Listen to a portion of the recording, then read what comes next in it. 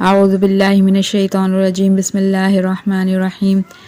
سائمہ مستقیم vlog channel پر خوش آمدید۔ امید کرتی ہوں آپ سب خیریت سے ہوں گے۔ آج میرا ٹاپک ہے حضرت عمر فاروق رضی اللہ تعالیٰ عنہ کی امامت، کعبے میں نماز اور ہجرت مدینہ، قسط نمبر 3۔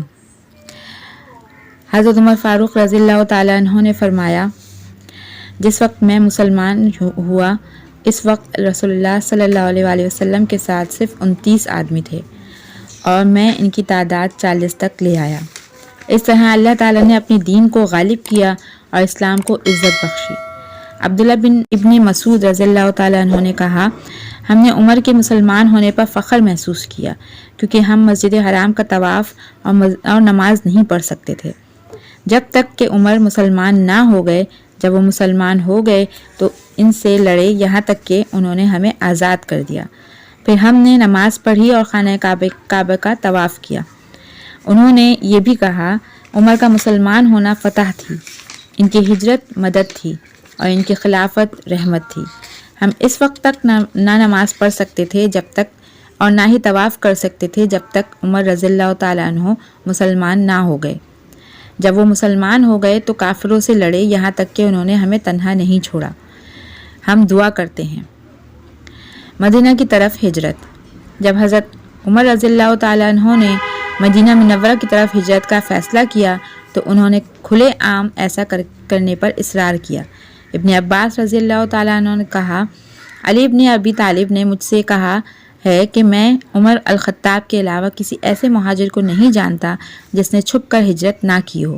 جب انہوں نے ہجرت کا ارادہ کیا تو اپنی تلوار باندھ لی، اپنی کمان اپنے اوپر رکھ لی، کندھے سے کندھا ملا کر تیر اٹھائے اور عصا لے کر کعبے کی طرف نکلے جہاں قریش کی ایک بڑی تعداد اس کے صحن میں موجود تھی، اور آرام سے 7 بار خانہ کعبہ کا طواف کیا۔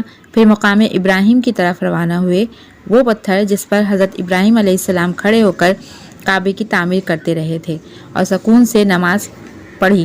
پھر ایک ایک کر کے لوگوں کے حلقوں میں گئے اور ان سے کہا کہ تمہارے چہرے بدصورت ہو جائیں، صرف خاک میں ہی ناک رگڑے گا۔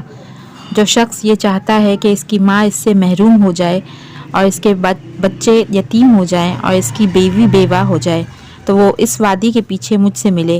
حضرت علی رضی اللہ تعالیٰ عنہ فرماتے ہیں کہ ان کے پیچھے چند کمزور اور مظلوم لوگوں کے علاوہ کوئی نہیں آیا۔ انہوں نے انہیں سکھایا اور اسلام کے بارے میں بتایا، پھر وہ اپنے راستے پر چلے گئے۔ قرآن کا نزول ان کی رائے سے متفق ہے۔ حضرت انس رضی اللہ تعالیٰ عنہ سے روایت ہے کہ حضرت عمر رضی اللہ تعالیٰ عنہ نے فرمایا کہ 3 چیزوں میں میرا اللہ تعالیٰ جیسا ہی خیال تھا۔ میں نے عرض کیا، یا رسول اللہ صلی اللہ علیہ وآلہ وسلم، میں چاہتا ہوں کہ آپ صلی اللہ علیہ وآلہ وسلم مقام ابراہیم کو نماز کی جگہ بنا لیں۔ تو اللہ تعالیٰ نے نازل فرمایا، اور تم لوگ مقام ابراہیم یا وہ پتھر جس پر وہ کعبہ کی تعمیر کرتے وقت کھڑے ہوئے تھے کو نماز کی جگہ بنا لو۔ سورہ البقرہ آیت نمبر 2 سے لے کر 125۔ انہوں نے یہ بھی بتایا کہ اے اللہ کے رسول صلی اللہ علیہ وآلہ وسلم، آپ کی بیویوں کے پاس اچھے اور برے لوگ آتے ہیں، میں چاہتا ہوں کہ آپ صلی اللہ علیہ وآلہ وسلم انہیں حکم دیں کہ وہ پردہ کریں۔ چنانچہ حجاب کی آیت یعنی عورتوں کا پردہ کرنا نازل ہوئی۔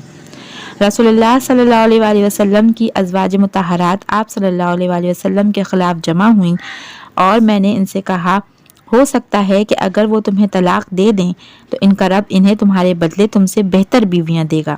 اس پر اللہ تعالیٰ نے اسی طرح کے الفاظ والی آیت نازل فرمائی۔ سورہ تحریم آیت نمبر 5 سے لے کر 66 شریف 4483۔ لقب فاروق۔ ان کا لقب الفاروق۔ عمر رضی اللہ تعالیٰ عنہ ایک ماہر فقیہ تھے اور مسلمانوں اور غیر مسلموں کے لیے اسی طرح اپنے انصاف کے لیے مشہور ہیں۔ اس قدر نے انہیں الفاروق یعنی حق و باطل میں فرق کرنے والا کا خطاب عطا کیا۔ حضرت عمر رضی اللہ تعالیٰ عنہ کی سنت۔ حضرت عمر رضی اللہ تعالیٰ عنہ اللہ کے لیے سب سے زیادہ عاجز تھے اور سخت زندگی گزارتے تھے۔ ان کا کھانا بہت موٹا ہوتا تھا اور وہ اپنے کپڑے کو چمڑے سے پیوند کرتے تھے۔ وہ اپنی بڑی عزت کے باوجود اپنے کندھوں پر پانی کی کھال اٹھاتے پھرتے تھے۔ وہ بہت کم ہنستے تھے اور کبھی کسی کے ساتھ مذاق نہیں کرتے تھے۔ ان کی انگوٹھی پر یہ کندہ تھا، اے عمر، نصیحت کے لیے موت ہی کافی ہے۔ امید کرتی ہوں آپ کو یہ ویڈیو پسند آئے گی۔ میرے چینل کو لائک کیجیے، شیئر کیجیے اور سبسکرائب کیجیے۔ اللہ حافظ۔